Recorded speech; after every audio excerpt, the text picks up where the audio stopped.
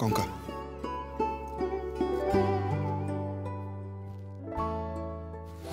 ঠিক আছে ঠিক আছে ঠিক আছে বাবা, এসো এসো।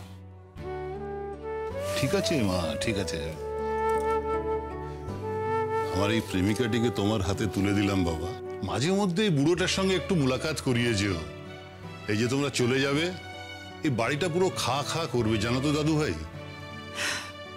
দাদু ভাই, আমার কথাটা তুমি মনে রেখো কিন্তু। তোমার সঙ্গে আমার সম্পর্কের কথাটা কেমন? খুব তাড়াতাড়ি যদি দেখা করতে না আসো, তাহলে কিন্তু একদিন দেখবে তোমার যাতায়াতের রাস্তার মধ্যেখানে আমি গিয়ে বসে আছি। তখন এই বুড়িটাকে নিয়ে কিন্তু তুমি খুব পেশাদে পড়বে। হ্যাঁ গো, মাঝে মাঝে চলে এসো অর্জুন। বাড়ির বড় মেয়ে তো, আমার বাবা মার কোলে পিঠেই অনেকটা দিন কাটিয়েছে ও। বাড়িটা কেমন ঝলমল করছে দেখছো তো। তুমি এলে না বাবা মা খুশি হবেন, আমাদেরও ভালো লাগবে। কত কথা বলবো ভাবলাম, কিন্তু সময়টা না চলে গেল। আমি তো কঙ্কাকে বলেছিলাম এখানে কদিন থেকে যেতে। আমি নয় নিয়মের ঘেরাটোপে আটকে গেছি, বাট ওর এখানে থাকলে তো আপত্তি হওয়ার কথা নয়। ইচ্ছে হলে রেখে দিন ওকে কয়েকদিন এখানে। না না দাদু ভাই, এবারটা থাক। তোমরা জোরে এসেছো, জোরেই যাবে, এটাই নিয়ম। আচ্ছা, এর মধ্যে আমি একটা কাজ করব। আমি অফিসে যাওয়ার পথে কঙ্কাকে এখানে ড্রপ করে দিয়ে যাব। ও থাকবে এখানে, কোনো সমস্যা নেই। সে নয় দিয়ে যাবে, সেটা এমন কিছু বড় কথা নয় অর্জুন। কিন্তু কঙ্কার প্রথম কাজ হলো, সব থেকে জরুরি কাজ হলো তোমাদের বাড়িতে থেকে সবাইকে আপন করে নিয়ে ভালোবেসে একসঙ্গে থাকা, তাই না? সেই আমার বড় নাতনি ঠিক পারবে। ও যা মিশুকে মেয়ে, তাছাড়া মানুষকেও খুব ভালোবাসে। তুমি দেখে নিও দাদু ভাই, তোমার বাড়ির সবাইকেও একদিন খুব আপন করে নিতে পারবে, ঠিক নেবে। মা, কথায় কথায় ওদের আটকে রেখো না। সন্ধে নামলো বলে রাস্তায় ভিড় বেড়ে যাবে। জামাইকে এতটা পথ গাড়ি চালিয়ে যেতে হবে। বাবা আমার একমাত্র মেয়ে, বড় আদরে মানুষ করেছে ওকে। আমাদের বাড়ির সকলের নয়নের মণি। ওকে তোমার দায়িত্বে দিয়েছি। মেয়েটা আমার অভিমানী, কিন্তু আমার মেয়ের মনটা ঝরঝরে নদীর মতো স্বচ্ছ। আসলে কি জানো তো বাবা, জীবনে কখনো কষ্ট পায়নি তো। বাড়ির সবাই না সব সময় মাথায় করে তুলে রেখেছে। তাই আমি বলছিলাম, তোমাদের যে বাড়ির আদব কায়দা ওকে একটু একটু করে শিখিয়ে দেও, ও ঠিক সেটা মানিয়ে নেবে। আর তুমি ওকে একটু আগলে রেখো বাবা। স্বামী হিসেবে ওকে বুঝতে চেষ্টা করো, দেখবে সব ঠিক হয়ে যাবে। আমার কথাটা একটু রেখো বাবা। কঙ্কা কি ওদেরকে কিছু বলেছে নাকি? কোন কষ্টের কথা বলছে আঙ্কেল?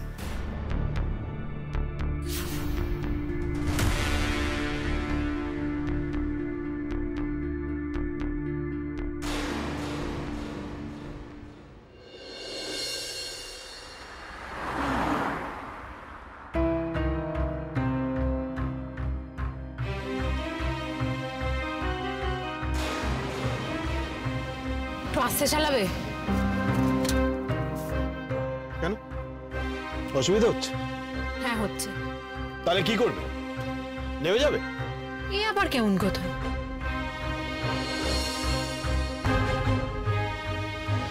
কি হলো? কেন? তোমার তো অসুবিধা হচ্ছে, নেমে যাও। এর থেকে আস্তে গাড়ি চালাতে আমি পারবো না। অর্জুন, এভাবে গাড়িটা চালালে পুলিশে ধরবে তোমায়। এই শোনো, গাড়ি চালানো নিয়ে আমাকে জ্ঞান দেবে না। কি বোঝো তুমি গাড়ি চালানোর? আর তুমি কি পেয়েছো আমাকে? তুমি একটা অদ্ভুত ব্যাপার নিয়ে কেন চিৎকার করছো এখন? এই, তোমার সাথে কি আমি ফিস ফিস করে কথা বলবো নাকি? তুমি কি পেয়েছো আমাকে? তোমার ম্যাডামেরা ওই ইডিওটিক প্রেমিক যে বড়লোক বাড়িতে তোমার বিয়ে দিয়ে ঝাড়া হাত পা হয়ে ঘুরে বেড়াচ্ছে। আবার ফালতু কথা বলতে শুরু করেছো তুমি। এই শোনো, তোমরা কিসে ঘুরে বেড়াতে? সাইকেলে? মানে ওই সাইকেলের হ্যান্ডেলে তুমি, পিছনে তোমার গরম আছে, তোমার প্রেমিক। তারপর কি কি করতে তোমরা? ওই বাগানে যেতে, নোংরামো করতে। ভদ্রভাবে কথা বলো Arjun. Just shut up, just shut up. আর একটা কথা বললে কিন্তু আমি। কি করবে? কি করবে, মারবে আমায়? এমন ভাব করছে যেন মার খাওয়াটা তোমার কাছে খুব বড় ব্যাপার। মার খেয়েও যে তোমার খুব একটা কিছু হবে সেরকম তো নয়। একটা অভদ্র আনকালচার্ড মেয়ে। তিন্নি তোমাকে ঠিক চিনেছে। তুমি হচ্ছে কলতলাটাই। তুমি চুপি চুপি নোংরামো করবে, তারপর কেউ কিছু বলতে এলে তুমি গলা তুলে এমন একটা ভাব করবে যে পৃথিবীর সবাই খারাপ, তুমি হচ্ছে একমাত্র ভালো। কেন করছো এরকম, কেন করছো বলো? বেশ করেছি, বেশ করেছি। তুমি যা করেছো তার জন্য আরো খারাপ, আরো রুড আমি হতে পারি। কি এমন করেছি আমি অর্জুন যার জন্য তুমি এই ব্যবহারটা করছো এখন বসে? তুমি তোমার বাপের বাড়ির কানে বিষ ঢেলেছো। কি বলেছো তুমি? কি বলেছো তুমি? রাস্তার মধ্যে সিন ক্রিয়েট করো না, অর্জুন লোকজন দেখতে দেখতে যাচ্ছে। দেখুক দেখুক, এরপর আমি রাস্তায় নেমে সিন ক্রিয়েট করবো, তাতে জ্যোতিশঙ্কর গাঙ্গুলির কি?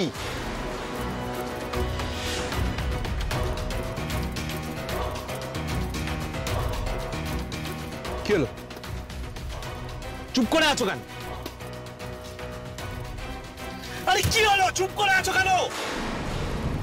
ফতফত তো, আমি কিছু বললে যা নয় তাই বলছো, আবার চুপ করে থাকছি যখন তখন খোঁচাচ্ছ ঝগড়া করার জন্য। কি চাইছোটা কি?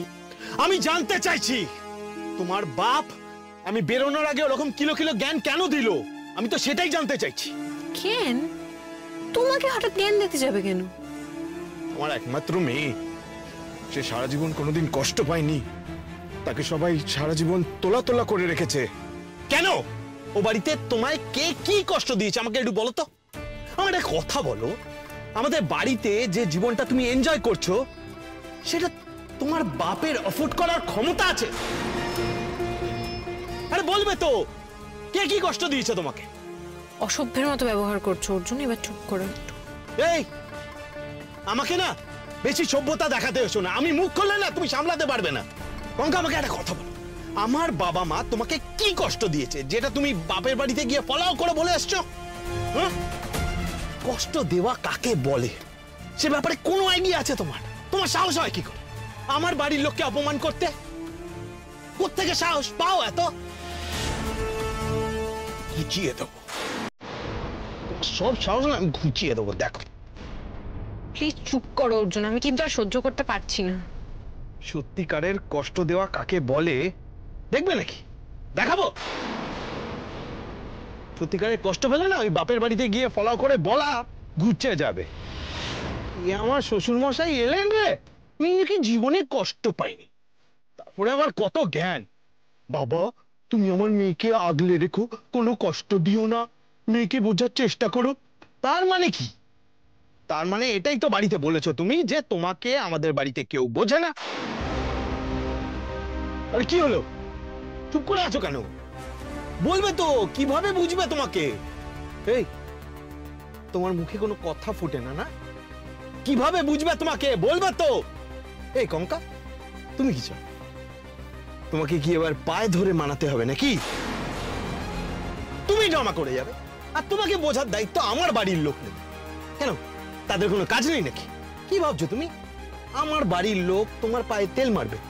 চুপ করো অর্জুন, তোমার মধ্যে যদি সামান্য লজ্জা অবশিষ্ট থাকে তাহলে এবার চুপ করে যাও। তো সবটা বলিনি, সবটা যদি বলি না লজ্জায় সমাজে মুখ দেখাতে পারবে না তুমি। এই কি বললে তুমি? শুনছো তো? শুনতে পাচ্ছ না আমার কথা পরিষ্কার ভাবে? তুমি যা যা করেছো, তোমার বাবা কাকা যা যা বলে সেগুলো যদি ভদ্র সমাজে বলে দিই, তোমাদের ওই ভদ্র পাড়ার ভদ্র বাড়ি থেকে বাস উঠিয়ে পার্মানেন্টলি চলে যেতে হবে কোথাও।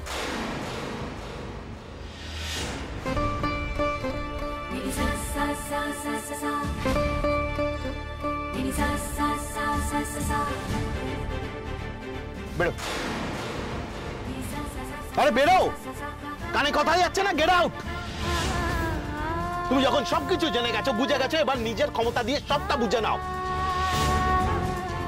ভদ্র সমাজ দেখাচ্ছে আমাকে, ইডিওটিক মেয়ে একটা।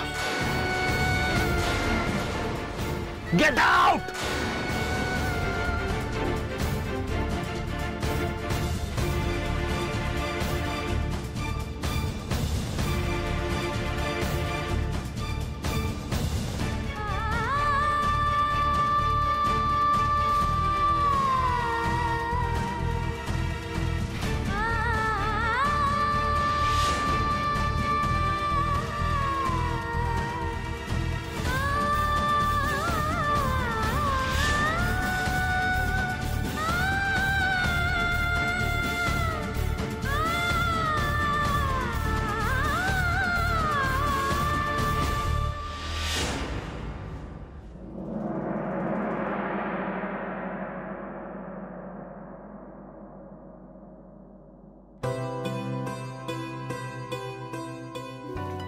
কি গো দাদা, এখন আবার খাতা নিয়ে বসছো? হ্যাঁ রে, ইউনিভার্সিটি পরীক্ষার খাতা, হাতে তো বেশি সময় নেই। আচ্ছা, একটা কথা আমাকে বলতো, আমরা বড্ড বেশি তাড়াহুড়ো করে ফেললাম না রে? এই কথা কেন বলছো দাদা? কারণ আছে। আগের দিন একটা খটকা লেগেছিল, তাই আজ ভালো করে দেখলাম। মেয়েটাকে দেখে না বড্ড অসুখী অসুখী লাগলো রে। বর্দা, তুমি এত ভেবো না। হয়তো প্রথম প্রথম একটু মানিয়ে নিতে অসুবিধে হচ্ছে। বিয়ের দিন ওই ঝামেলাটা থেকে হয়তো ওর শ্বশুরবাড়ির লোকেরা এখন বেরিয়ে আসতে পারেনি, তাই একটা অস্বস্তি আছে। রবীন্দ্রনাথের কালে তিনি তো লিখেছিলেন না, ছেলের বাড়ির লোক মেয়েকে গয়না দেওয়া নিয়ে বাপকে সন্দেহ করায়, বাপকে কিন্তু সে সাহস তিনি দিতে পেরেছিলেন, আর সেই বাপ মেয়ের বিয়ে দিতে অস্বীকার করেছিল। আর আজকের দিনে দাঁড়িয়ে আমি তো সেটা পারলাম না রে। বর্দা, তুমি কেন এসব আজে বাজে কথা বলছো? আজে বাজে নয়, ওরা যখন গয়না দেওয়া নিয়ে অশান্তি করেছিল না, তখনই আমার দাঁড়িয়ে বলা উচিত ছিল এ বাড়িতে আমি দেব না আমার মেয়ের বিয়ে। আচ্ছা, পারলাম না কেন বলতো? কিসের ভয়? কেন ভয় হবে বর্দা? ভয় না তো কি, ভালো ছেলের হাতে মেয়েকে তুলে দিতে পারছে সেই লোভ, বড় লোকের ঘরের পাত্র হাতছাড়া হয়ে যাবে সেই আশঙ্কা। আমার শির দাঁড়ায় না, সেই শক্তি হয়নি রে খেন্তি। আমি কি মেয়েকে আগুনের দিকে ঠেলে দিলাম? বর্দা, কঙ্কা আমাদের তেমন মেয়ে নয়, সব ঠিক হয়ে যাবে। দেখো, পরের বার যখন ওই বাড়িতে আসবে সব বদলে গেছে, ও সব সামলে নেবে। সব সামলে নেবে? হ্যাঁ, এই আমাদের এক কথা, বাপ মায়ে মেয়ের জীবনকে নিয়ে নিজেদের দায় মেটাবে, ভুল করবে আর বলবে ও সব সামলে নেবে। কে জানে মেয়েটার কপালে এখনই কি জুটছে। জানিস, ও যে এখানে থেকে যাবে বলছিল, সেটা কিন্তু অর্জুন ভালোভাবে নেয়নি। ওই জন্য কিন্তু বারবার বলছিল ও এখানেই থেকে যাক, যতদিন খুশি থেকে যাক। ওর বলার মধ্যে থেকে না একটা চাপা বিদ্রুপ, একটা চাপা হুমকি ফুটে উঠছিল। লক্ষ্য করেছিস? আমার কি মনে হয় বলো তো বর্দা, তুমি আর বড় বৌদি না মেয়েটাকে নিয়ে একটু বেশিই চিন্তা করছো, আর সেই আশঙ্কা থেকেই তোমাদের এটা মনে হচ্ছে। আসলে হয়তো অর্জুন এত কিছু ভেবে বলেইনি। জানি না, বারবার কেন মনে হচ্ছে মেয়েটার জীবনে আবার নতুন করে একটা ঝড় উঠবে।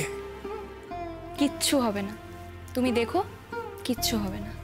তোর কথা যেন সত্যি হয় রে। কোথায় যাব আমি? কি করব এখন? হাঁটবো? হাঁটা ছাড়া তো আর কোনো উপায়ও নেই। টাকা পয়সা তো কিছু নেই আমার কাছে। বাবাকে একটা ফোন করবো, বলবো আমায় বাড়ি নিয়ে যাও। কি করবো আমি এখন?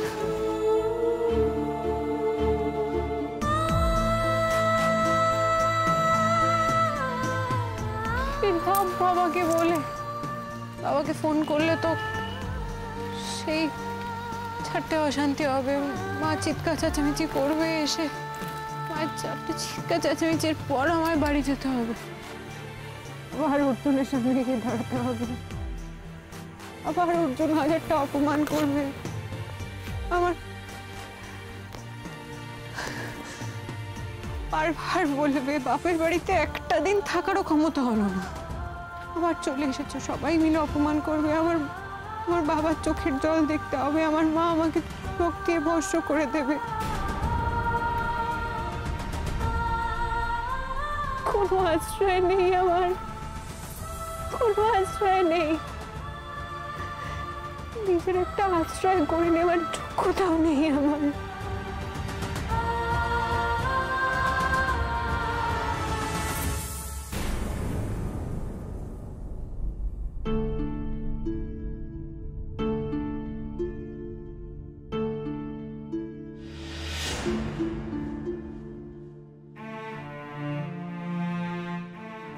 আচ্ছা, কত মানুষ তো পথেই বাস করে, কেউ তো তাদের তাড়িয়ে দেয় না। তারা তো কোথাও ফেরে না, তাদেরও তো কোনো ঠাঁই নেই। আমিও যদি কোথাও না ফিরি, কোনো বাড়িতেই না ফিরি, যদি ওই বউটার পেছন পেছন চলে যাই ও যেখানে থাকে, তাতে কি কারোর কিছু যায় আসবে? কেউ কি খুঁজবে আমায়? ও যেখানে থাকে সেখানে যদি আমি কাটিয়ে দিই আমার বাকি জীবনটা,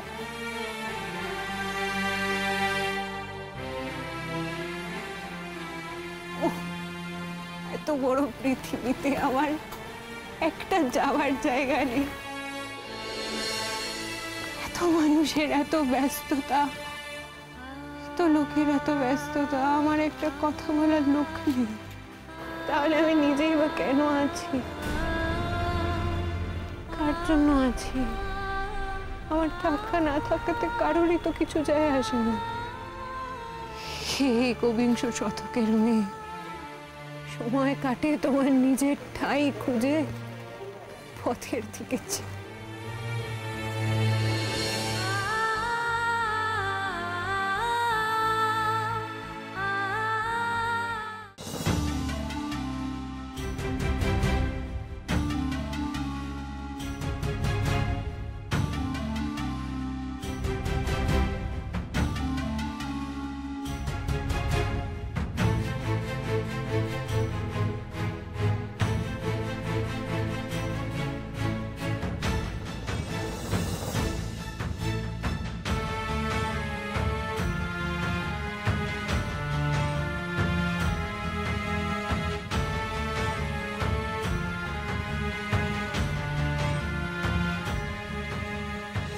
ধুর সোনাদা, দরকারের সময় তোকে পাওয়া যায় না, দরকারের সময় তোকে ফোনে না পেলে আমার মাথাটা জাস্ট আগুন হয়ে যায়।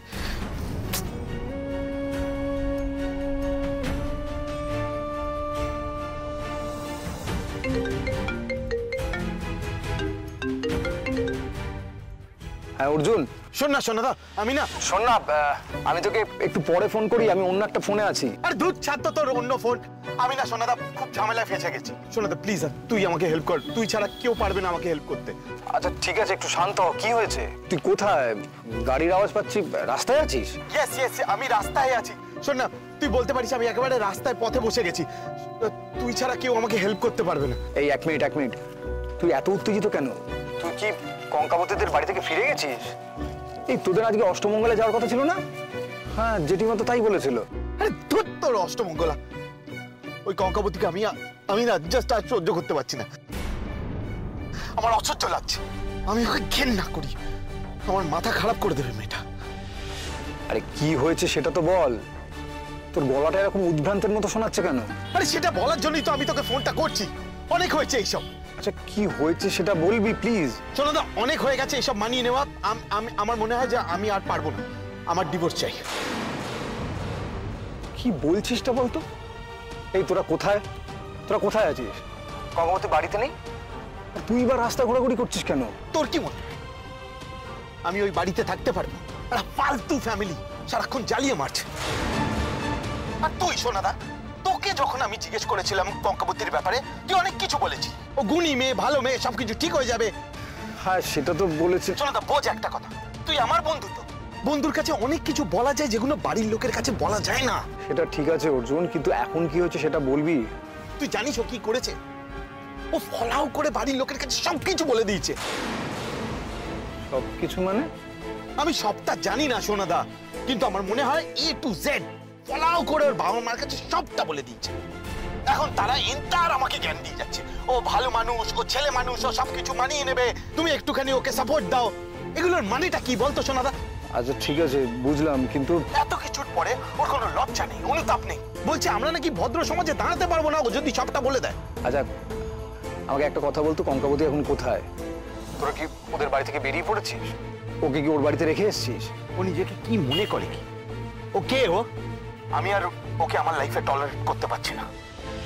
ও যাক, ও যাক, ও যাক, যেখানে পারে যাক, ওই সাইকেলে চড়া বয়ফ্রেন্ডের কাছে ও ফিরে যাক, যাক। কি বলেছে কঙ্কা ওকে? বাড়াবাড়ি যে করেছে সেটা বুঝতে পারছি। উফ কঙ্কা, কেন এমন করছো তুমি? এইভাবে সবকিছু এলোমেলো কেন করে দিচ্ছ? আমি ওকে একেবারে গলা ধাক্কা দিয়ে গাড়ি থেকে নামিয়ে দিয়েছি, একেবারে গাড়ি থেকে ছুঁড়ে ফেলে দিয়েছি। কি? কোথায় নামিয়ে দিয়েছিস তুই ওকে? আমি জানি না, ও যে চুলোয় পড়ে থাকুক থাকুক, আমি ওকে বলেছি আমার গাড়ি থেকে নেমে যেতে, ব্যাস। তুই ভাবতে পারছিস এটা বলার পরে ও রিঅ্যাক্ট করলো না, একটা কিছু বললো না, ও জাস্ট গাড়ি থেকে নেমে গেল। ও জাস্ট ওয়েট করছিল আমি যাতে এটা বলি। Can you imagine this?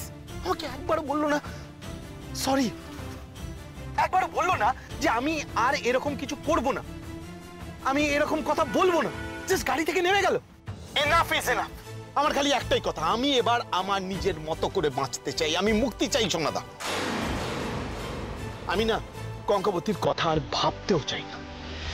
Arjun, Arjun তুই ওকে কোথায় নামিয়েছিস? আরে তুই জেনে কি করবি? তুই নিয়ে আসবি ওকে। অর্জুন, আমি তোকে কিছু জিজ্ঞেস করছি আর এই জবাবটা তুই আমাকে দিবি। কঙ্কাবতীকে তুই কোথায় নামিয়ে দিয়েছিস বল।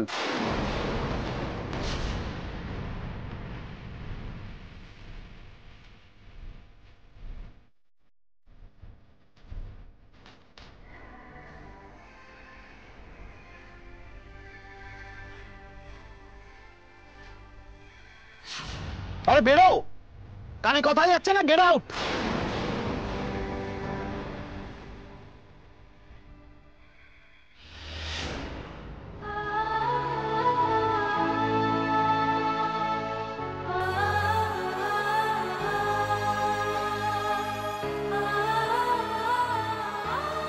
কঙ্কা, তুমি